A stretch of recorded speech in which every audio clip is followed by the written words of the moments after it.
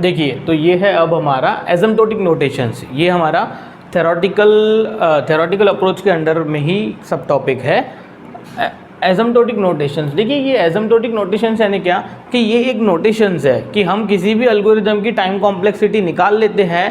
पहले तो मैंने आपको बताया कि टाइम कॉम्प्लेक्सिटी क्या होती है, एक फंक्शन ऑफ n होता है। टाइम कॉम्प्लेक्सिटी हम एक f ऑफ n के फॉर्म में लिखते हैं, where n is input size, n हमारी क्या है इनपुट साइज। जैसे मैंने आपको कल बताया कि अगर हम सपोज 100 एलिमेंट्स का क्या करते हैं, 100 एलिमेंट्स के एक अरे में हम कोई एक पर्टिकुलर एलिमेंट सर्च करते हैं तो इसके लिए हमें एक सर्चिंग एल्गोरिदम लिखना पड़ेगा, ठीक है।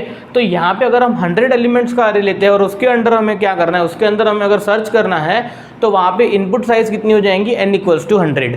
तो हमारा जो टाइम कॉम्प्लेक्सिटी आता है, टाइम कॉम्प्लेक्सिटी यानी टाइम कितना लगने वाला है, ये टाइम कॉम्प्लेक्सिटी को हम एक f of n function of n के फॉर्म में लिखते हैं, where n is input size, ठीक है। तो ये जो हमारी टाइम कॉम्प्लेक्सिटी है इसको लिखने का एक स्टैंडर्ड तरीका है। क्या तरीका है, बाय यूजिंग एसिम्प्टोटिक नोटेशंस। अब ये एसिम्प्टोटिक नोटेशंस यानी क्या, एसिम्प्टोटिक नोटेशंस एक हमारा मैथमेटिकल फंक्शन है, ठीक है। ये एक सिर्फ लिखने का तरीका है कि हम टाइम कॉम्प्लेक्सिटी को स्टैंडर्ड वे से कैसे लिख सकते हैं। आई बात समझ में। चलिए देखिए इधर सबसे पहले तो ये एसिम्प्टोटिक नोटेशंस में दो टाइप के नोटेशंस होते हैं मेनली। इसका जो ये है कैटेगराइजेशन, एक बिग नोटेशंस होते हैं और एक स्मॉल नोटेशन। हमारे सिलेबस में जो डीएस का सिलेबस है उसमें फिलहाल हमें बिग नोटेशन सीखने हैं, पर हम दोनों भी सीख लेंगे, ठीक है। आगे चल के जब हमारा डा सब्जेक्ट आएगा तब उसमें आपको ये वैसे ही फिर से यूज़ होने वाला है और इसके आगे की भी थ्योरी तब हमें पढ़नी पड़ेंगी डिज़ाइन एनालिसिस एंड एल्गोरिदम में, ठीक है। तो फिलहाल अभी हम दोनों ही देख लेंगे, ठीक है। बिग नोटेशंस के अंदर 3 नोटेशंस है बिग नोटेशंस। पहला है बिग ओ जिसको कैपिटल ओ से रिप्रेजेंट करते हैं, एक है बिग ओमेगा जिसको ये ओमेगा के सिंबल से रिप्रेजेंट करते हैं, एक है थीटा जो थीटा से रिप्रेजेंट होता है, ठीक है। अब ये बिग ओ यानी क्या होता है, बिग ओ यानी क्या होता है, एक अपर बाउंड होता है, ठीक है। अब ये अपर बाउंड यानी क्या, डेफिनेशन लिखी हुई है मैंने, मैं डेफिनेशन भी समझाता हूँ आपको और ये डेफिनेशन को हम एक ग्राफ के थ्रू भी समझेंगे, ठीक है। पर फिर भी आप ये समझ लीजिए कि ये जो बिग ओ है, बिग ओ को हम रिप्रेजेंटेशन क्या है, बिग ओ का रिप्रेजेंटेशन सिंपली बिग ओ ही है, ठीक है। अपर बाउंड है ये। अपर बाउंड यानी क्या कि सपोज मेरा कोई एक एल्गोरिदम है और वो एल्गोरिदम मैक्सिमम यानी अपर बाउंड भाई कितना टाइम ले सकता है, ये अगर मुझे लिखना है तो वो मैं बिग ओ के फॉर्म में लिख सकता हूँ। जैसे सपोज मैंने बोल दिया कि भाई ये मेरा एल्गोरिदम है, ये कितना टाइम लेने वाला है, big O of n square, ठीक है। ये देखते हैं हम आगे एग्जाम्पल से।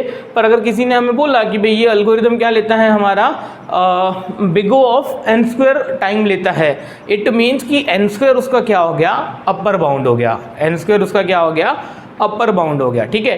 कि भाई ये n स्क्वायर से ज़्यादा टाइम नहीं लेगा। जैसे मैंने बोल दिया भाई मेरा n इक्वल टू 100 है तो 100 का स्क्वायर कितना होता है, जितना भी होता है उतना टाइम, उतने माइक्रोसेकंड्स वो टाइम लेगा, उससे ज़्यादा वो टाइम नहीं लेने वाला। यानी वो एक लिमिट है, अपर बाउंड है कि भाई ये हमारा एल्गोरिदम मैक्सिमम इतना टाइम ले सकता है।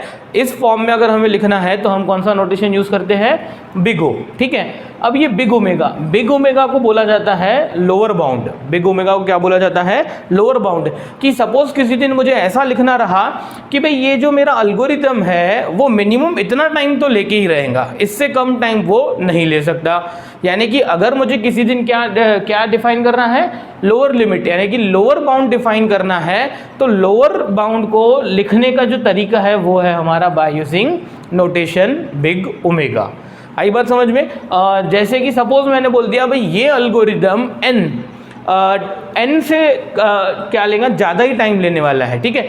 n से कम टाइम तो वो कभी ले ही नहीं सकता, ठीक है। तो ये n जो हो गया मेरा, फिर सपोज मेरे वो 1000 एलिमेंट्स है या फिर 100 एलिमेंट्स है तो वो n इक्वल टू 100 होगा, ठीक है। तो भाई ये 100 यूनिट्स यानी कि अब वो माइक्रो सेकेंड है कि कौन सा यूनिट है हमें नहीं पता, पर जो भी यूनिट है यानी ये 100 से कम सेकंड्स नहीं ले सकता, मिनिमम इसको 100 माइक्रो सेकंड्स तो लगने ही वाले हैं, ठीक है। यानी कि अपर बाउंड को लिखने का तरीका क्या है, या अपर बाउंड को रिप्रेजेंट करने का तरीका है हमारा बिग ओमेगा। बिग ओमेगा के फॉर्म में हम क्या लिख सकते हैं, लोअर बाउंड लिख सकते हैं, ठीक है। थर्ड है हमारा थीटा नोटेशन। थीटा नोटेशन यानी कि टाइड बाउंड।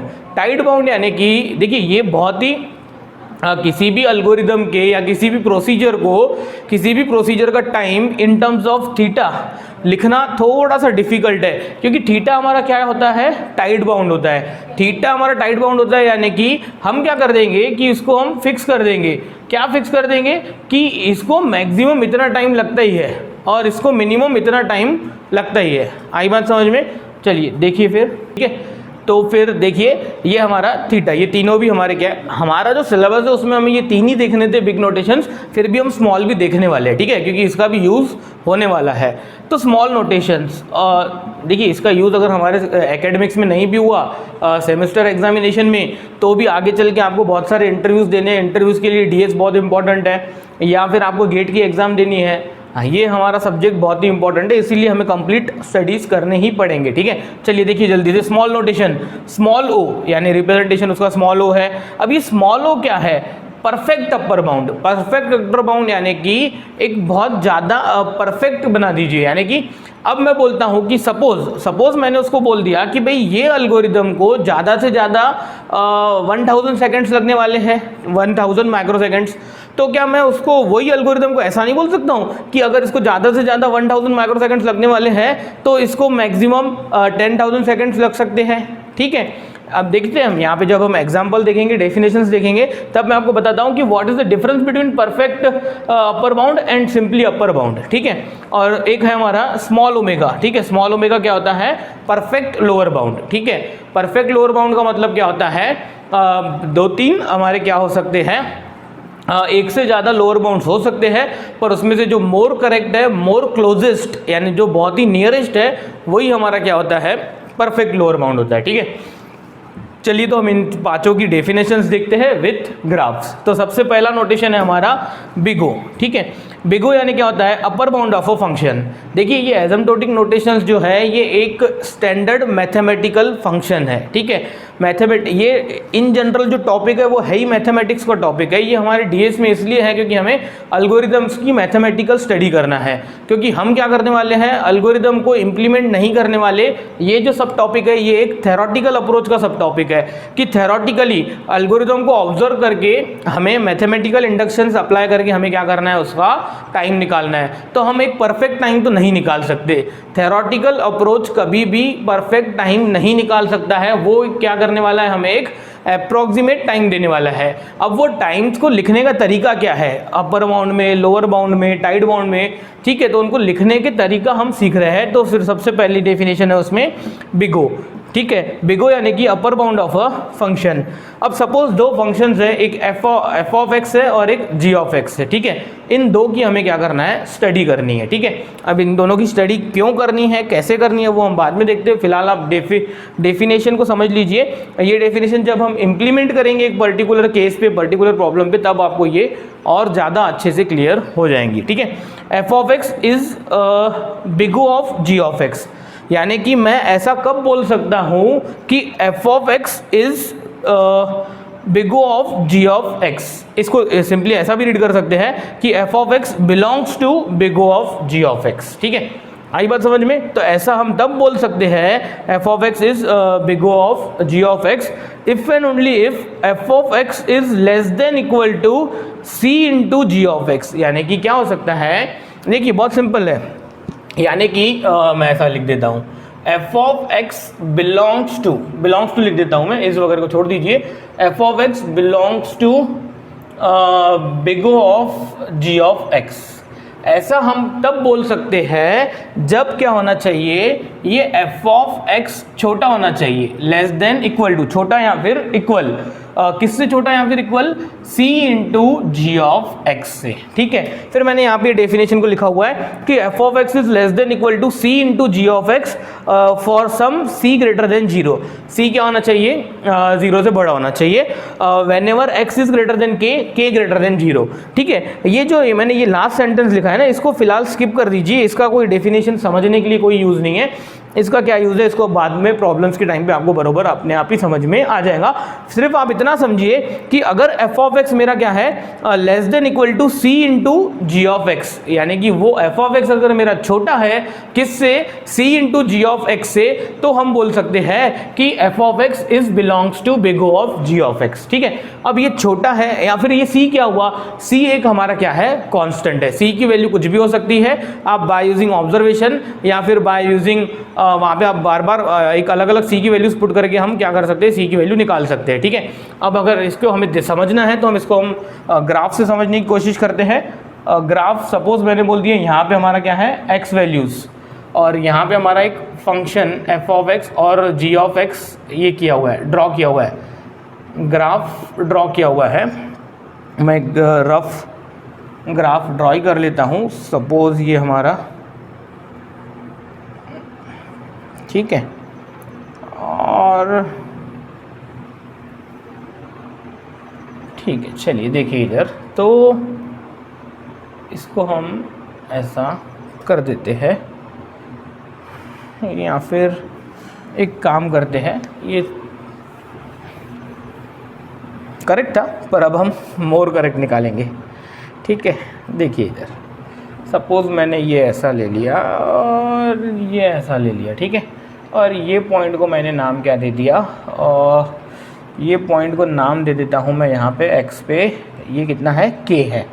ठीक है, और ये जो मैंने नीचे की लाइन वाला ग्राफ निकाला हुआ है, ये नीचे की लाइन वाला ग्राफ हमारा सपोज़ क्या है f ऑफ x, और ये जो ऊपर लाइन जा रही है वो सपोज़ मैं ले लेता हूँ c into g of x. ठीक है, इसको क्या कर देता हूँ मैं, मिटा देता हूँ, इसका कोई रोल नहीं है। अब टॉपिक का भी नाम आपको पता ही है क्या है, आप नोट करते जाइए। ठीक है, ये थे बिग नोटेशंस, इसको मैं इधर लिख देता हूँ। ठीक है, देखिए क्या होता है कि मैंने सपोज क्या ले लिया, एक f of n is less than equal to c times g of x, यानी कि एफ ऑफ एक्स जब भी हमारा क्या होगा, छोटा या फिर इक्वल, किससे छोटा, एक कांस्टेंट इनटू अनदर जो भी हमारा फंक्शन है जी ऑफ एक्स। ठीक है, यानी कि क्या होने वाला है कि सपोज मेरा ये एफ ऑफ एक्स का ग्राफ है कि ये इंक्रीजिंग ग्राफ है मेरा। ठीक है, और ये हमारा c into g of x का ग्राफ है, कौन सा, ये, यानी देखिए यहाँ से तो यहाँ तक ये जो c into g of x है इसकी वैल्यू क्या थी, हमारे एफ ऑफ एक्स से कम थी, पर ये एक ऐसा पॉइंट है x इक्वल्स टू के, ये x इक्वल्स टू के एक ऐसा पॉइंट है कि ये पॉइंट के बाद जितनी भी x वैल्यूज लेंगे हम, तो क्या होने वाला है कि ये जो c into g of x है ये हमेशा क्या होने वाला है, एफ ऑफ एक्स से बड़ा रहने वाला है। ठीक है, तो एक पॉइंट ऐसा जरूर आने वाला है, ऐसा हो सकता है कि स्टार्टिंग में, यानी कि for small values of x, छोटी x की वैल्यूज के लिए क्या हो सकता है, ये बड़ा भी हो सकता है, पर एक पॉइंट k, एक x इक्वल्स टू k करके एक ऐसा पॉइंट आ जाएगा जिसके बाद, यानी कि x इक्वल्स टू k के बाद जितनी भी x की वैल्यूज लोगे आप, तो उससे क्या हो जाएगा, c into g of x का प्रोडक्ट क्या आ जाएगा, बड़ा आ जाएगा f ऑफ एक्स से, और वही पॉइंट हमारा क्या होता है, के पॉइंट होता है। ठीक है, और अगर ऐसा होता है, यानी कि इस टाइप की सिचुएशंस होती हैं, तो हम क्या बोलेंगे कि एफ ऑफ एक्स क्या हो गया, छोटा या फिर इक्वल किससे, c into g of x से, और इसी को ही लिखने का तरीका और रीड करने का तरीका क्या है कि f of x belongs to big O of g of x. ठीक है, एक काम करते हैं, इसको हम एक एग्जाम्पल ले लेते हैं। सपोज मैंने बोल दिया n के फॉर्म में ले लेता हूँ मैं, ये x हमारा एक स्टैंडर्ड नोटेशन है, पर इन जनरल जब हम प्रॉब्लम सॉल्व करते हैं तो n हमारी इनपुट साइज होती है, तो मैं इंस्टेड ऑफ x मैं n के फॉर्म में प्रॉब्लम सॉल्व करता हूँ। यानी कि देखिए इधर मैंने बोल दिया भाई f ऑफ n हमारा क्या है, इधर ले लेता हूँ मैं f ऑफ n ले लिया मैंने 1 प्लस n स्क्वायर। मैंने बोल दिया भाई ये एक हमारा क्या है, एक हमारा एल्गोरिदम है, उसका टाइम है f ऑफ n, वो एल्गोरिदम को टाइम कितना लगता है, 1 प्लस n स्क्वायर। अब ये जो मेरा एल्गोरिदम का टाइम है, ये एल्गोरिदम के टाइम को मुझे क्या करना है, बिग ओ के फॉर्म में लिखना है। ये इतना टाइम मेरे एल्गोरिदम को लगता है। अब ये टाइम को मुझे कौन से फॉर्म में लिखना है, बिग ओ के फॉर्म में लिखना है, तो मैं इसको कैसे लिखूंगा बिग ओ के फॉर्म में। ठीक है, चलिए देखिए इधर मैं क्या कर देता हूँ, पहले तो मैं आपसे पूछता हूँ कि 1 प्लस n स्क्वायर, ठीक है, 1 plus n square is less than equals to, क्या n स्क्वायर है, बिल्कुल नहीं। अरे मुझे एक बात बताइए, यहाँ पे अकेला एन स्क्वायर है, यहाँ पे एन स्क्वायर में एन और 1 ऐड हो रहे हैं, तो मुझे बताइए ये जो है ये क्या होने वाला है, छोटा होने वाला है क्या? बिल्कुल नहीं। ठीक है, यानी ये जो मेरा इक्वलिटी का इक्वेशन है ये मेरा क्या है, इनकरेक्ट है। ठीक है, पर सपोज मैंने ऐसा कर दिया कि मैंने कर दिया इसको 1 + n स्क्वायर, यानी ये जो मेरा 1 + n स्क्वायर है ये लेस देन इक्वल टू, देखिए ये तो हमारा क्या है, करेक्ट नहीं है। इसको मैं ऐसा लिख सकता हूँ, ये n और 1 को भी मैं कैसे रिप्लेस कर देता हूँ, n स्क्वायर से, n square plus n square plus n square. It means कि मैं ऐसा बोल देता हूँ 1 + n square is less than equal to 3 times n square. मुझे बताइए क्या अब ये रिलेशन वैलिड है? यानी कि n square plus n plus 1 की वैल्यू क्या हमेशा छोटी या फिर इक्वल होने वाली है 3 × n स्क्वायर से? यस, आप करके देख लीजिए। सपोज n इक्वल टू मेरा क्या है 2, तो 2 का स्क्वायर 4, 4 + 2 6, 6 + 1 7। पर अब मुझे बताइए यहाँ पे 2 का स्क्वायर 4, 4 × 3 12। आई बात समझ में? यानी कि 1 + n स्क्वायर क्या होने वाला है, 3n स्क्वायर से क्या होने वाला है, ऑलवेज छोटा ही होने वाला है। देखिए ये ऑलवेज छोटा होना चाहिए ऐसा जरूरी नहीं है, एक पर्टिकुलर पॉइंट के बाद ऐसा होना चाहिए तो भी चलता है। ठीक है, जैसे कि ऐसा हो सकता है कि जब n की छोटी वैल्यू है, सपोज n इक्वल टू मैंने 0.5 ले लिया। अब अगर n इक्वल टू मैंने 0.5 ले लिया तो देखिए ये 0.5 यानी कि 1/2, 1/2 का स्क्वायर 1/4, तो 1/4 यानी ये हो जाएगा 3/4, 3/4 यानी 0.75। पर यहाँ पे वो हो सकता है कि 1/2 का स्क्वायर क्या हो जाए, यहाँ पे वो वैल्यू बड़ी आ जाए। आई बात समझ में? पर एक पॉइंट ऐसा आने वाला है k नाम का, जब क्या हो जाएगा हमारा ये बड़ा हो जाएगा। तो मुझे बताइए कि क्या मैं इसको ऐसा लिख सकता हूँ, 1 + n स्क्वायर को मैं लिख सकता हूँ ऐसा f(n) और लेस देन इक्वल टू इसको मैं लिख देता हूँ c × n स्क्वायर। अब अगर मैंने ये f(n) is less than equal to c × n square लिख दिया, वेयर c इक्वल टू मैंने क्या मेंशन कर दिया, वेयर c इक्वल टू मैंने मेंशन कर दिया, अभी c कितना हो गया यहाँ पे 3 हो गया। तो मुझे बताइए क्या अब मैं इसको ऐसा लिख सकता हूँ कि f(n) belongs to big O of n square? भाई इसका मतलब क्या हुआ, देखिए अगर ये f(n) अगर मेरा क्या है c × n स्क्वायर से अगर मेरा क्या है छोटा है, तो आप ये n स्क्वायर को क्या मान लीजिए, g ऑफ n मान लीजिए, और डायरेक्ट लिख दीजिए कि by applying definition f(n) is belongs to big O of n square. अब इसका मतलब ये हुआ कि ये f(n) हमारे जो भी एल्गोरिदम की टाइम कॉम्प्लेक्सिटी है वो एल्गोरिदम मैक्सिमम कितना टाइम लेता है, n स्क्वायर, क्योंकि बिग O तो हमारा किसका रिप्रेजेंटेशन है, अपर बाउंड का। यानी कि हमारा जो भी ये f(n) है, टाइम कॉम्प्लेक्सिटी है ये जो भी एल्गोरिदम की, वो एल्गोरिदम क्या लेता है, n स्क्वायर से ज़्यादा टाइम नहीं लेता है। आई बात समझ में? आ गई बात समझ में? चलिए एक काम करते हैं कि ये मैं स्टार्टिंग का मिटा देता हूँ, आप पॉज करके नोट कर लीजिए, सो दैट मैं आपको इसी ये फर्स्ट डेफिनेशन के बेसिस पे मैं आपको ये सेकंड और थर्ड डेफिनेशन बिग ओमेगा और थीटा की डेफिनेशन भी क्लियर करके देता हूँ। ठीक है, कैसे? देखिए बहुत सिंपल है। पहले मुझे आपको एक ये फर्स्ट डेफिनेशन कंप्लीट करनी है। अगर आपको ये फर्स्ट डेफिनेशन समझ में आ गई बिग O की, तो फिर बाकी जो रिमेनिंग 4 डेफिनेशन थे उसको समझने में आपको 1 मिनट भी नहीं लगने वाला, इतनी सिंपल डेफिनेशन है। तो अब मैं आपसे पूछता हूँ कि ये जो मेरा रिलेशन है f(n) is belongs to big O of n square, ठीक है, यानी कि सिंपली 1 + n स्क्वायर को मैंने बोला आपको less than equal to c times n square. आई बात समझ में? तो मैंने इसको लिख दिया big O of n square. पर मुझे बताइए यहाँ पे ये जो n स्क्वायर है, ये n स्क्वायर को मैं क्या लिख सकता हूँ, n³ भी ले सकता हूँ। कि सपोज मैंने ये c की वैल्यू क्या ले ली, 100 ले ली, तो हम 1 + n स्क्वायर तो ऑलवेज क्या हो जाएगा, n³ से छोटा हो जाएगा। आई बात समझ में?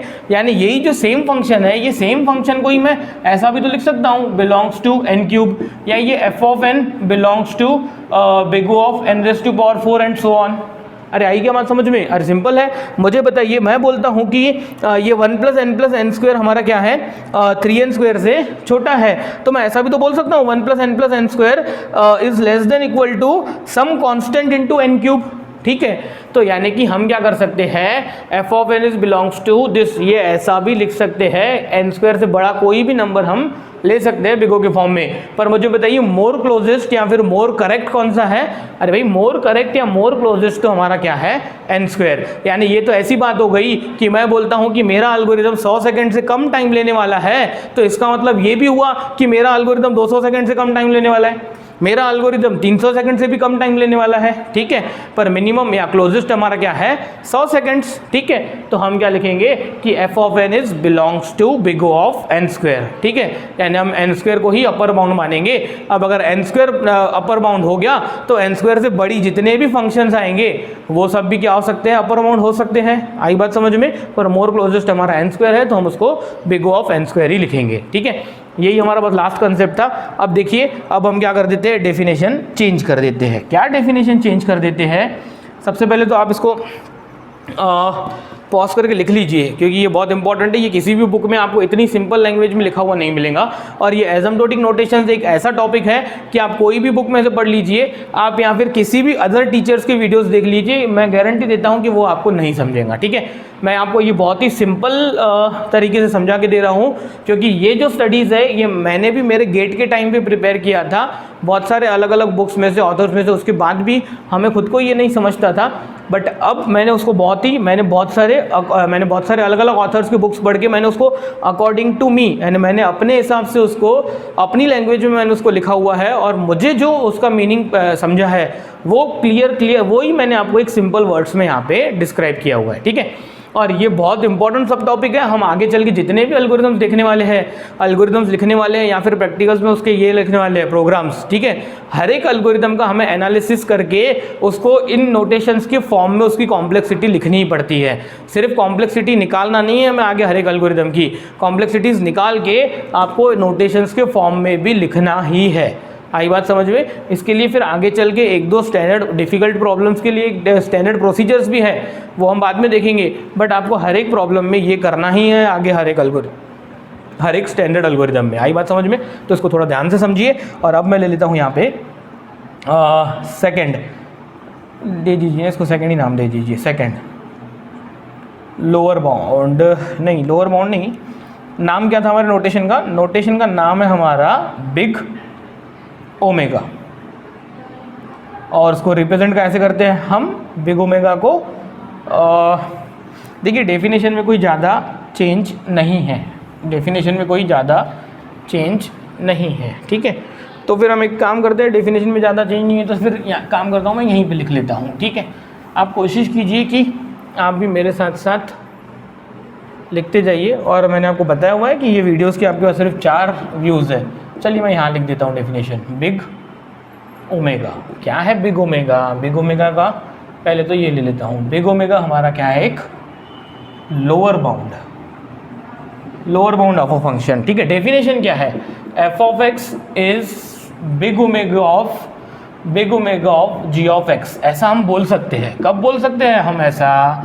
इफ़ एंड ओनली इफ ये f of x is greater than equal to c into g of x होना चाहिए, ठीक है। अब ये एक्स क्या, अब उसको समझ लेते हैं।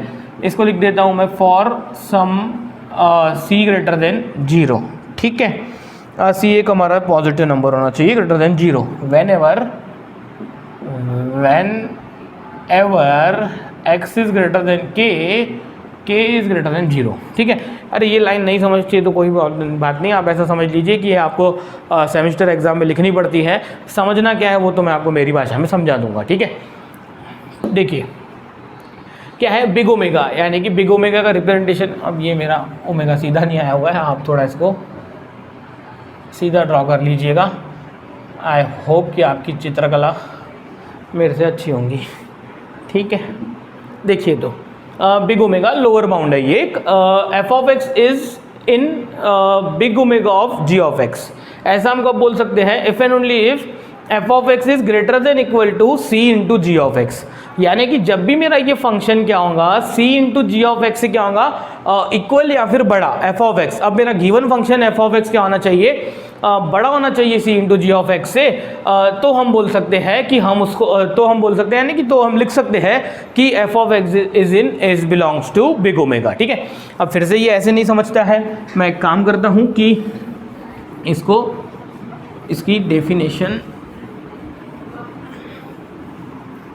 ठीक है, और इसका ग्राफ, हाँ ठीक है। चलिए देखिए इसका ग्राफ तो हमें चाहिए, मैं ये ग्राफ, इसी ग्राफ को हम थोड़ा एडिट कर देते हैं। तो इन दोनों का ग्राफ क्या है, पूरा सेम है, और इसको फिर हम एग्जाम्पल से फिर से समझेंगे। और हम यहाँ पे एग्जाम्पल सेम लेने वाले हैं। जो एग्जाम्पल हमने इसके लिए बिग ओ के लिए यूज़ किया, वही सेम एग्जाम्पल को मैं एक्सप्लेन करके आपको ये बताने वाला हूँ, सो दैट आपको समझना ईजी हो जाएगा। ठीक है, चलिए देखिए इधर अब क्या होने वाला है कि अब कौन बड़ा है यहाँ पे, एफ ऑफ एक्स क्या होना चाहिए, बड़ा होना चाहिए। तो ये ऊपर का ग्राफ क्या है, एफ ऑफ एक्स, और ये नीचे के ग्राफ क्या है, नीचे का ग्राफ है सी इंटू जी ऑफ एक्स। यानी क्या होगा, देखिए इधर ये जो मेरा ग्राफ है ये एफ ऑफ एक्स का है, ठीक है, और ये जो ग्राफ है वो क्या है, c into g of x का। ठीक है, यानी ये जो एफ ऑफ एक्स का ग्राफ है पहले क्या है, छोटा है, फिर एक पॉइंट ऐसा आ जाएगा जब एफ ऑफ एक्स हमारा क्या होने वाला है, ऑलवेज बड़ा होने वाला है। ठीक है, यहाँ पे वो इक्वल हो गया और फिर आगे उससे क्या होने वाला है, बड़ा होने वाला है। कौन बड़ा होने वाला है, एफ ऑफ एक्स, किससे, c into g of x. c कौन, एक कांस्टेंट, ठीक है, एक पॉजिटिव इंटीजर, वो c की वैल्यू कुछ भी हो सकती है। ठीक है, c कौन हमारा कांस्टेंट, c की वैल्यू हमारी 1/10, 1/100, 200, 300, फ्रैक्शनल कुछ भी हो सकती है। ठीक है, कभी 3/7, कभी 5/7 एंड सो ऑन। ये प्रॉब्लम टू प्रॉब्लम वेरी करेगा और हमारा एम c की वैल्यू निकालना नहीं है। हमारा एम क्या है, सीधा सीधा उसको पॉलिनोमियल या फिर लॉगरिदमिक या फिर एक्सपोनेंशियल टाइम्स निकालना, देखेंगे वो हम आगे। देखिए इधर तो ये ग्राफ है उसका, किसका ग्राफ है हमारे, ये बिग ओमेगा की डेफिनेशन का, कि एक पॉइंट ऐसा आने वाला है जिसके बाद से हमारा एफ ऑफ एक्स ऑलवेज क्या होने वाला है, बड़ा होने वाला है। ठीक है, अब इसको फिर से समझने की कोशिश करते हैं। एग्जाम्पल फिर से हम ले लेते हैं कि मैंने बोला कि ये एक फंक्शन है, फिर से वो फंक्शन एक एल्गोरिदम है जो टाइम लेता है 1 + n + n²। ठीक है, और ये जो फंक्शन है, ये फंक्शन को मुझे बिग ओमेगा के फॉर्म में टाइम कॉम्प्लेक्सिटी डिफाइन करना है। ठीक है, फिलहाल वो फंक्शन की वैल्यू कितनी है, f of n equal to 1 + n + n²। तो मुझे बताइए 1 + n + n², ठीक है, is greater than equal to 1, बोल सकता हूँ मैं, अरे बोल सकता हूँ कि नहीं बोल सकता हूँ, यस बोल सकते हैं। क्या 1 + n + n² is greater than equal to n नहीं होगा, देखिए, क्योंकि यहाँ पे n के अंदर 1 और n² ऐड हो रहे हैं। ठीक है, अच्छा मैं ऐसा भी बोल सकता हूँ 1 + n + n² is greater than equal to n²। अरे बोल सकता हूँ क्या, अरे बोल सकता हूँ कि नहीं बोल सकता हूँ, यस बोल सकते हैं। कैसे पता, अरे ये सिर्फ n² है, यहाँ पे n² के साथ n और 1 भी ऐड हो रहे हैं। अरे आई के बात समझ में, यानी ये जो मेरा एफ ऑफ n है, ये मेरा जो एफ ऑफ n है, क्या ये एफ ऑफ n ऐसा नहीं हुआ greater than equals to 1 into n²। आई के बात समझ में, यहाँ पे कुछ भी नहीं है, यानी कि c की वैल्यू कितनी हो गई, 1। तो मैं ऐसा भी बोल सकता हूँ कि f of n is greater then, तो अब हम इसको इसकी ये इस पर डेफिनेशन अप्लाई करेंगे तो ये हो जाएगा f of n belongs to big omega of n²।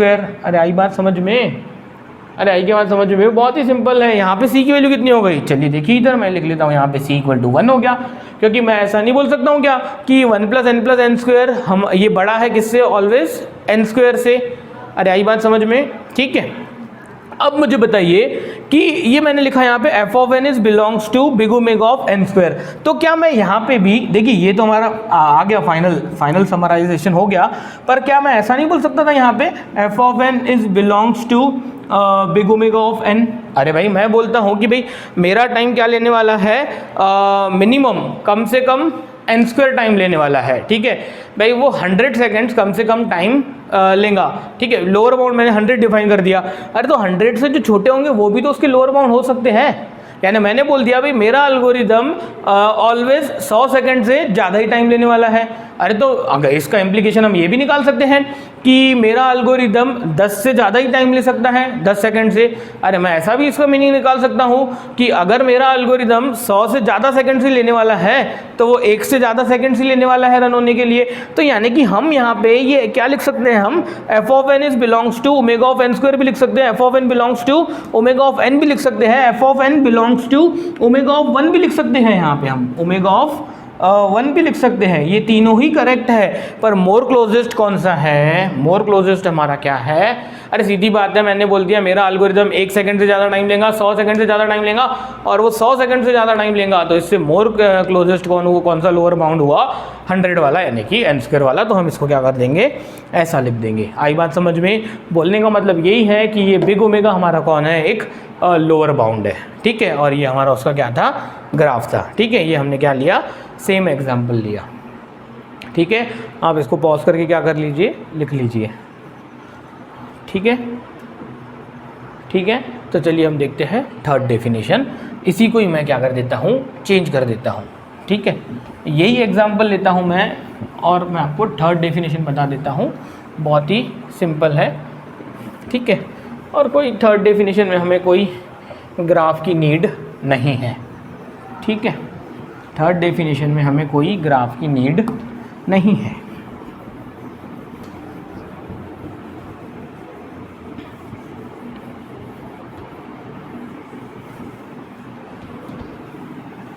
ठीक है, चलिए देखिए इधर अब हम देख लेते हैं थर्ड। इसको पूरा ही मिटा देता हूँ मैं, पूरी डेफिनेशन फिर से लिख लेता हूँ मैं। और थर्ड है हमारा टाइड बाउंड। थर्ड हमारा क्या है, theta notation. Theta notation, representation theta. ये है कौन, टाइड बाउंड। ये कौन है, टाइड बाउंड। ठीक है, टाइड बाउंड यानी क्या, ये हमारा क्या है, टाइड बाउंड। अब ये टाइड बाउंड का मतलब क्या, ठीक है, टाइड बाउंड का मतलब है, टाइड बाउंड का मतलब है कि मैं बोल सकता हूँ f of x is theta of g of x if and only if f of x is big O of g of x. ठीक है, एंड कंडीशन है, देखिए और नहीं, दोनों साइमल्टेनियसली होनी चाहिए। And f of x is in big omega of g of x. बस इतनी सी डेफिनेशन है, कोई सी के एक्स नाटक नहीं है। ठीक है, यानी कि थीटा हमारा कौन है, टाइड बाउंड है। थीटा हमारा क्या है, टाइड बाउंड है। और इसका बोलना है कि f of x is theta of g of x, यानी कि या फिर इसको रीड ऐसा करते हैं, f of x belongs to theta of g of x. ऐसा हम कब बोल सकते हैं, इफ एंड ओनली इफ जब हम एफ ऑफ एक्स को big O of g of x के फॉर्म में भी लिख सके और एफ ऑफ एक्स को हम belongs to omega of g of x भी लिख सके। यानी कि जैसे कि अगर इसका एग्जांपल लेना है, अरे तो हम ये वही एग्जांपल ले लेते हैं कि मेरा f of n equal to 1 + n + n square था। तो मुझे बताइए अभी थोड़ी देर पहले आपने क्या ये एफ ऑफ एन को ऐसा नहीं लिखा था, f of n is belongs to big O of n square. और यही एफ ऑफ एन को हमने अभी अभी प्रूव किया कि this is belongs to omega of n square. यानी आप ये सेम एफ ऑफ एन के फंक्शन को बिग O के नोटेशन में भी लिख सकते हो और बिग ओमेगा के भी नोटेशन में लिखते हो। दैट इज, इसका मतलब ही क्या हुआ कि f of n is belongs to theta of n square. ठीक है, थीटा हमारा क्या है, टाइड बाउंड है। टाइड बाउंड का मतलब क्या हुआ, देखिए नाम में ही मीनिंग है कि मैंने बोल दिया भाई ये एक पर्टिकुलर एल्गोरिथम है, ये 100 सेकंड से ज़्यादा टाइम नहीं लेता है। और मैंने वहीं ये एक और स्टेटमेंट दे दिया कि ये 100 सेकंड से कम टाइम भी नहीं लेता है, 100 सेकंड से ज़्यादा टाइम भी नहीं लेता है। तो इट मीन्स वो 100 सेकंड से टाइम लेगा। ठीक है, तो ये हमारा क्या हो गया, एक हमारा वो क्या हो गया, n square. F of n belongs to theta of n square, यानी कि वो n स्क्वायर के फॉर्म में ही वो क्या लेने वाला है, टाइम लेने वाला है। ठीक है, यानी कि अगर हम इन दोनों नोटेशंस में लिख सकते हैं किसी फंक्शन को, तो हम उसको थीटा के फॉर्म में लिख सकते हैं। थीटा हमारा कौन है, एक टाइड बाउंड है। ठीक है, और एक बात कि मैंने यहाँ पे बोला कि भाई हमारा ये f of n belongs to big O of n square बोल दिया कि भाई वो हमारा एल्गोरिदम ज़्यादा से ज़्यादा n स्क्वायर टाइम ले सकता है। तो देखिए अब ये n स्क्वायर ज़्यादा से ज़्यादा n स्क्वायर टाइम ले सकता है, यानी इसका मतलब ऐसा मत समझिए कि कभी वो 3n स्क्वायर टाइम लेगा, कभी 5n स्क्वायर टाइम लेगा, कभी 100n स्क्वायर टाइम लेगा, चलता है। पर ये क्या होना चाहिए, in terms of n square ही होना चाहिए, यानी वहाँ पे जो पॉलिनोमियल फंक्शन है वो क्या होना चाहिए, सेम होना चाहिए। बोलने का मतलब कि कल चल के अगर आपको कोई बोलता है कि भाई मेरे फंक्शन ने कितना टाइम लिया, 3n स्क्वायर टाइम लिया, कितना टाइम लिया उसने, 3n स्क्वायर, तो भी आप इसको क्या लिखोगे, f of n is belongs to big O of n square. यानी ये जो c की वैल्यू है उससे हमें कोई लेन देन नहीं है। ठीक है, हमें तो फंक्शन ऑफ n से लेन देन है कि क्या वो फंक्शन ऑफ n पॉलिनोमियल है, क्या वो फंक्शन ऑफ n लॉगरिदमिक है, log n है, या फिर वो मिक्स है n log n की, या फिर वो एक्सपोनेंशियल है। ठीक है, suppose 2 raised to power n 2⁻10 and so on, ठीक है। यानी हमें तो वो फंक्शन से लेन देन है कि वो फंक्शन क्या है। आई बात समझ में? बहुत ही सिंपल तरीके से हमने सीखा इसको। आप इसको अच्छे से पढ़िए, नहीं समझता है तो ये वीडियो को फिर से देखिए, समझ में आ जाएगा। स्मॉल नोटेशन हमारे सिलेबस में नहीं है, फिर भी अगर किसी को स्मॉल नोटेशन की डेफिनेशन चाहिए, ठीक है, तो डेफिनेशन और ग्राफ सब सेम है, थ्योरी भी पूरी सेम है। सिर्फ ले लेता हूँ मैं, क्या था एक हमारा स्मॉल ओ को रिप्रेजेंटेशन भी स्मॉल ओ है। इसको आप ऐसा कर सकते हो, f of x is less than equal to c g of x. ये काय की डेफिनेशन है हमारे बिग ओ की। तो ये जो इक्वल टू का सिंबल है वो निकाल दीजिए कि एफ ऑफ एक्स क्या होना चाहिए, छोटा होना ही चाहिए सी इंटू जी ऑफ एक्स से, ठीक है। तो ये हमारी डेफिनेशन हो गई हमारे स्मॉल ओ की। ये इतनी यूज़ नहीं होती है, हमारे एकेडमिक्स में ये नहीं है, ठीक है, इसलिए हम इसको इतना डिटेल में नहीं दिख रहे हैं। और रही बात पांचवा डेफिनेशन की, तो पांचवा था हमारा स्मॉल ओमेगा। स्मॉल ओमेगा यानी ये उसका रिप्रेजेंटेशन है, ग्रीक अल्फ़ाबेट है। तो इसका मतलब होता है भाई एफ ऑफ एक्स बड़ा होना चाहिए सी इंटू जी ऑफ एक्स से। यानी कि हमारा बिग ओमेगा की डेफिनेशन क्या थी, f of x is greater than equal to निकाल लीजिए, ठीक है। यानी ये क्या होना चाहिए, बड़ा होना ही चाहिए यहाँ पे एफ ऑफ एक्स, और यहाँ पे ये एफ ऑफ एक्स क्या होना चाहिए, छोटा होना ही चाहिए। इक्वल वाली केस यहाँ पे नहीं आती है। आई बात समझ में?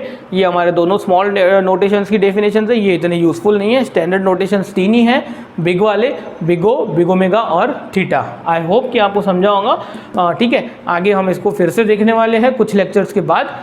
तब तक आप ये इस वीडियो को फिर से देखिए और अच्छे से इसको प्रिपेयर कीजिए, ठीक है। ओके।